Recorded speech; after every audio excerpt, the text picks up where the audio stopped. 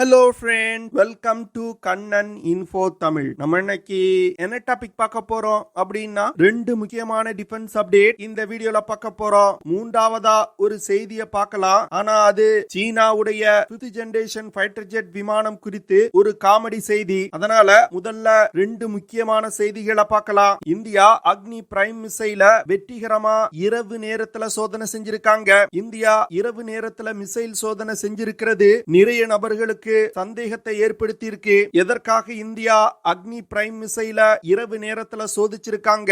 அக்னி prime மிசைலோட செயல்திறன் மற்றும் சிறப்பு அம்சங்கள் என்ன? இந்த மிசைல இந்தியா எதற்காக டெவலப் செஞ்சிருக்காங்க?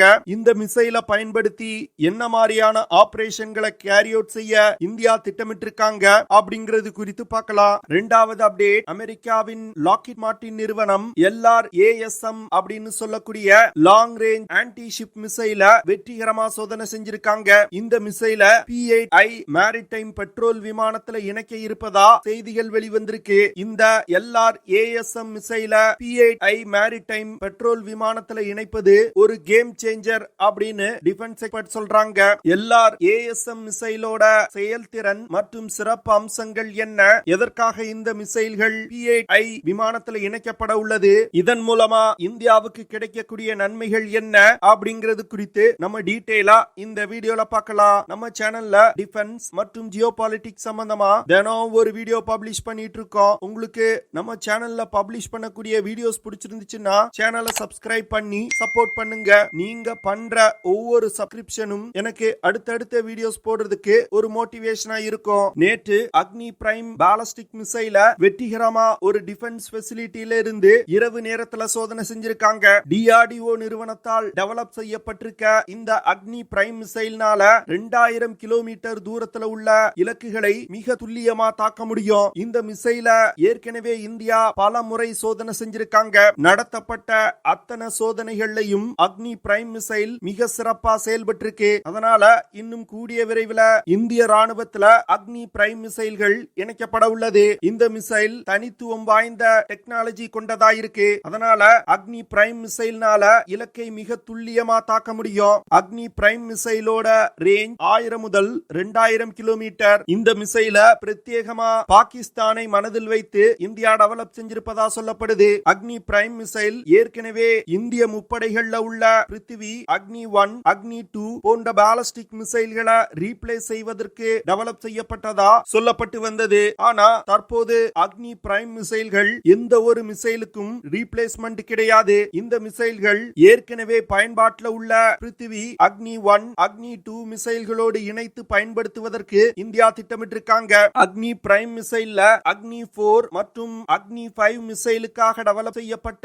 முக்கியமான தொழில்நுட்பங்கள் இணைக்கப்பட்டிருக்கு. இதனால மிசைலோட எடை ரொம்ப குறைவாயிருக்கு. குறிப்பா சொல்லணும்னா அக்னி பிரைம் மிசைலோட எடை அக்னி-3 மிசைல்ல இருந்து 50% குறைவாயிருக்கு. அக்னி prime missile Agni serious of மிசைல்களே மிகவும் சிறிய மிசைலா இருக்கு. ஆனா டெக்னாலஜியை பொறுத்தமட்டில் இந்த மிசைல் ரொம்ப அட்வான்ஸான தொழில்நுட்பங்களை உள்ளடக்கியதா இருக்கு. இந்த மிசைல் புதிய வகை காம்போசிட் மெட்டீரியல்களை கொண்டு உருவாக்கப்பட்டிருக்கு. அது மட்டும் இல்லாம மிசைலோட ப்ரொபல்ஷன் சிஸ்டமும் புதிதாக டெவலப் செய்யப்பட்டிருக்கு.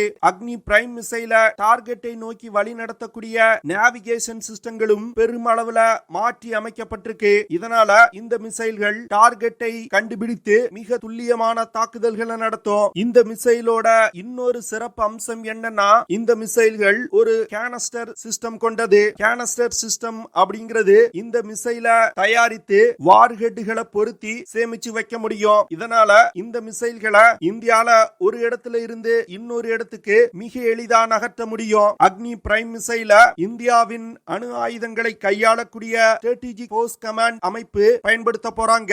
இந்த மிசைல ரோட் மற்றும் ரயில் மூலமா இந்தியாவுடைய எந்த ஒரு பகுதிக்கும் எடுத்து சென்று லான்ச் செய்ய முடியும். அக்னி பிரைம் மிசைல இரவு நேரத்துல சோதனை செய்வதற்கு முக்கியமான காரணம் என்னன்னா, அந்த மிசைல்ல பயன்படுத்தப்படும் வார்ஹெட்களை யாரும் தெரிஞ்சுக்கிட கூடாது அப்படிங்கிறதுக்காக.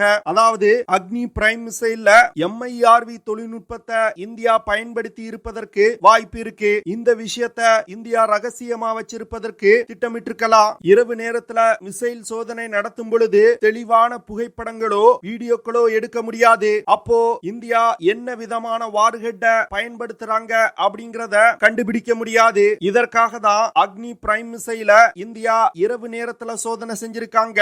அக்னி பிரைம் மிசைல டிஆர்டிஓ நிறுவனம் டிசைன் செஞ்சிருந்தாலும் இந்த மிசைல பாரத் டைனமிக்ஸ் லிமிடெட் நிறுவனம் மேனுஃபேக்சர் செய்றாங்க. இந்த மிசைல் 11,000 கிலோகிராம் எடை கொண்டது. அக்னி பிரைம் மிசைல் 3 ஸ்டேஜ் கொண்ட மிசைல். முதல் 2 ஸ்டேஜ்ல சாலிட் ராக்கெட் மோட்டார் பயன்படுத்தப்படுது. 3வது ஸ்டேஜ்ல மனூரபிள் ரீஎன்ட்ரி வெஹிக்கிள் தொழில்நுட்பம் பயன்படுத்தப்படுது. இதனால இந்த மிசைல்களால மிக எளிதா திசையை மாற்றி பறக்க முடியும். பாலிஸ்டிக் மிசைல் பெரும்பாலும் திசையை மாற்றி பறக்கக்கூடிய தன்மை கொண்டதா இருக்காது. ஆனா அக்னி பிரைம் மிசைல்கள் பறந்து கொண்டிருக்கும் பொழுதே திசையை மாற்றி பறக்கும் வகையில வடிவமைக்கப்பட்டிருக்கு. இந்த மிசைல்னால 1500 முதல் 3000 கிலோகிராம் எடை கொண்ட வெடிப்பொருட்களை சுமந்து சென்று தாக்குதல் நடத்த முடியும். அக்னி பிரைம் மிசைல்ல எம்ஐஆர்வி வார்ஹெட் தொழில்நுட்பம் இணைக்கப்பட்டிருப்பதா சந்தேகிக்கப்பட்டு வருது. ஆனா அக்னி பிரைம் மிசைல்ல எம்ஐஆர்வி வார்ஹெட்டுகள் பயன்படுத்தப்பட்டிருப்பதா இந்தியா இன்னும் உறுதிப்படுத்தல. இந்த மிசைல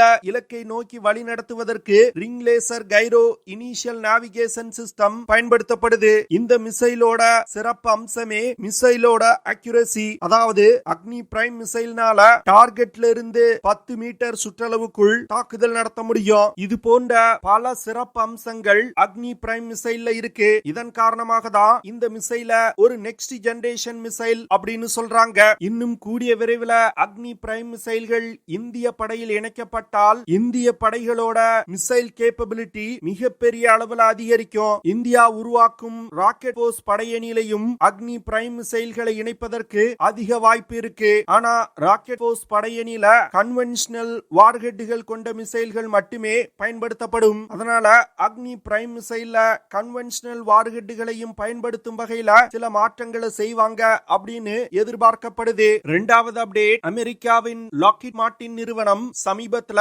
4 LRASM அப்படின்னு சொல்லக்கூடிய லாங் ரேஞ்ச் ஆன்டி ஷிப் மிசைல வெற்றிகரமா சோதனை செஞ்சிருக்காங்க. இந்த சோதனைக்கு பிறகு LRASM மிசைல்களை P-8I மேரிடைம் பெட்ரோல் விமானத்துல இணைப்பதற்கு அமெரிக்கா திட்டமிட்டிருப்பதா செய்திகள் வெளிவந்திருக்கு. இந்த LRASM மிசைல P-8I விமானத்துல இணைப்பது ஆன்டி சப்மரின் வார்ஃபேர்ல மிகப்பெரிய புரட்சி ஏற்படுத்தும் அப்படின்னு சொல்றாங்க. இந்திய கடற்படையிடம் போயிங் நிறுவனத்தால் தயாரிக்கப்பட்ட 12 P-8I மேரிடைம் பெட்ரோல் விமானங்கள் இருக்கு. இந்த விமானங்கள் தமிழ்நாட்டில் இருக்கக்கூடிய INS ராஜாளி கடற்படை தளத்துல அதிக அளவுல பயன்படுத்தப்பட்டு வந்துகிட்டு இருக்கு. இந்த விமானங்கள் மல்டி மிஷன் மேரிடைம் பெட்ரோல் விமானங்களா பல நாடுகள் பயன்படுத்தி வந்துகிட்டு இருக்காங்க. இந்த கப்பல்ல பொருத்தி இருக்க சென்சார்கள் மற்றும் ஆயுதங்களை பயன்படுத்தி எதிரி நீர்மூழ்கி கப்பல்களை கண்டுபிடித்து தாக்கி அளிக்கும். இந்த விமானங்களை பயன்படுத்தி பெருமளவுல உளவு தகவல்களையும் சேகரிக்க முடியும். குறிப்பா சொல்லணும்னா எலக்ட்ரானிக் இன்டெலிஜென்ஸ் மற்றும் கம்யூனிகேஷன் இன்டெலிஜென்ஸ் இந்த விமானத்தை பயன்படுத்தி செய்ய முடியும். இந்த விமானத்தோட பிரதான வேலையே உளவு தகவல் சேகரிப்பது, ரோந்து செல்வது, தேவைப்பட்டால் தாக்குதல் நடத்துவது. ஆனா ஒரு மேரிடைம் பெட்ரோல் விமானத்துல LRASM போன்ற ஒரு அதிநவீன லாங் ரேஞ்ச் ஆன்டி ஷிப் மிசைலை இணைப்பது அந்த விமானத்தோட தாக்கும் திறன்ல மிகப்பெரிய முன்னேற்றத்தை ஏற்படுத்தும். இதனால விமானம் எதிரிகளோட கப்பலுக்கு அருகில் செல்லாமலே தொலை தூரத்துல இருந்து தாக்குதல்களை நடத்த முடியும். இதனால விமானம் எதிரிகளால் தாக்கப்படுவதை தவிர்க்க முடியும். P-8I விமானத்துல LRASM மிசைலை இணைப்பது இந்திய கடற்படையின் ஆன்டி ஷிப் மிசைல் கேப்பபிலிட்டிய மிகப்பெரிய அளவுல உயர்த்தும் அப்படின்னு சொல்றாங்க.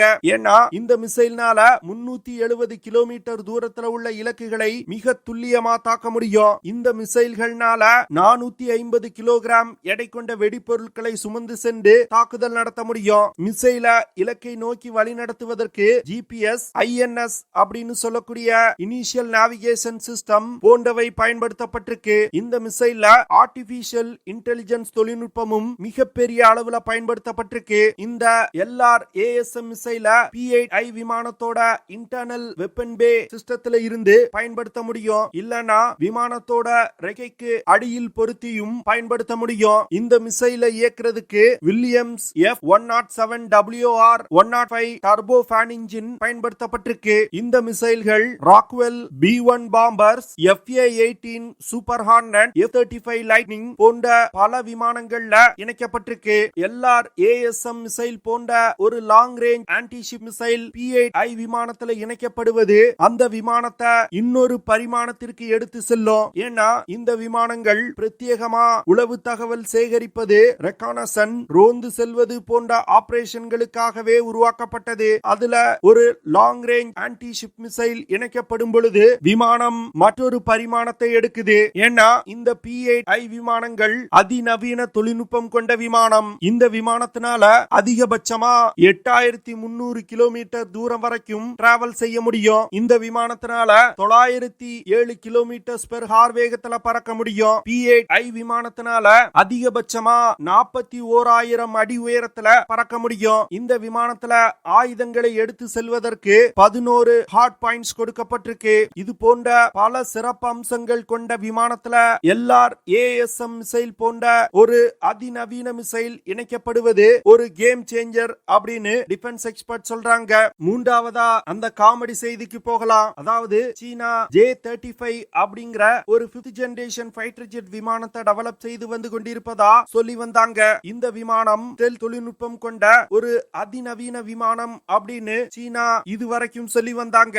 ஆனா தற்போது இந்த J-35 விமானத்தோட ஒரு வீடியோ வெளியாகி விமானத்தோட செயல்திறனை கேள்விக்குறியாக்கி இருக்கு. அதாவது ட்விட்டர்ல J-35 விமானத்தோட ஒரு வீடியோ வைரல் ஆகுது. அந்த வீடியோல J-35 விமானம் கரும்புகையை கக்கி கொண்டு பறக்குது. இதற்கு காரணம் விமானத்தோட இன்ஜின்ல சரியா கம்பஷன் நடக்காதது. சீனா சமீபத்துல தான் அதிக சக்தி கொண்ட ஜெட் இன்ஜினை உள்நாட்டிலே டெவலப் செஞ்சிட்டதா சொல்லி இருந்தாங்க. அந்த WS-19 இன்ஜினை தான் J-35 விமானத்துல பயன்படுத்துவதா சீனா சொல்லி வந்துகிட்டு இருந்தாங்க.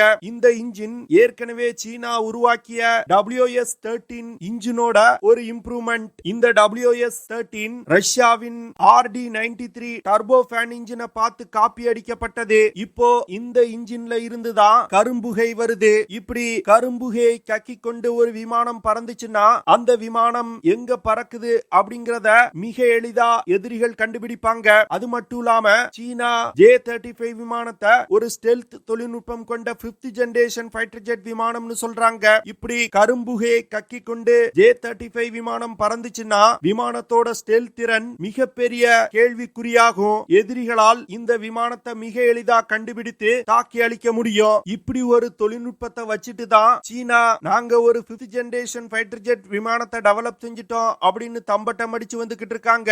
இதுல வேற பாகிஸ்தான் இந்த J-35 விமானத்தை வாங்குறதுக்கு முடிவு செஞ்சிருக்காங்க.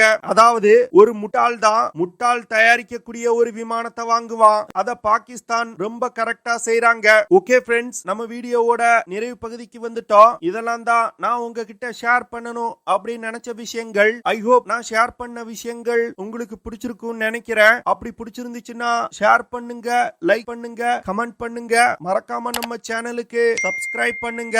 அப்படியே அந்த பெல் நோட்டிபிகேஷனை கிளிக் பண்ணி ஆல்ங்கிற ஆப்ஷனை எனேபிள் பண்ணிக்கங்க. See you in the next video. Jai Hind.